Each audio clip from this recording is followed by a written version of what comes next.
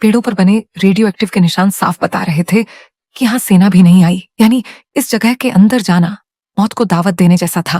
लेकिन फिर भी ये लोग बिना डरे अंदर बढ़ते रहे। थोड़ी दूर जाकर वे एक नदी के किनारे रुके। तभी यूरी की नजर एक अजीबोगरीब मछली पर पड़ी। हैरानी की बात यह थी कि वह पानी के बाहर जमीन पर होने के बावजूद जिंदा थी। उसके दांत बिल्कुल पिरान्हा की तरह बेहद नुकीले थे, लेकिन उसका आकार पिरान्हा से कई गुना बड़ा था।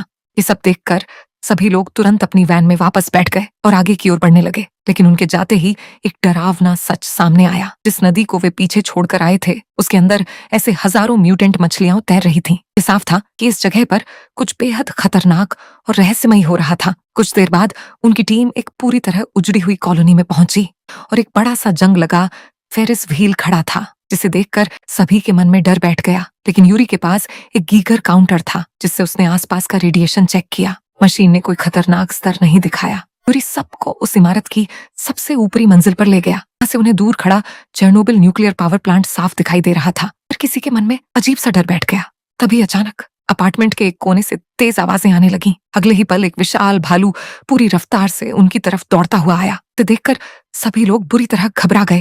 लेकिन हैरानी की बात यह थी कि वह भालू उन पर हमला नहीं कर रहा था। ऐसा लग रहा था जैसे वह खुद किसी और डरावनी चीज से अपनी जान बचाकर भाग रहा हो। हालांकि उस समय किसी का भी इस बात पर ध्यान नहीं गया।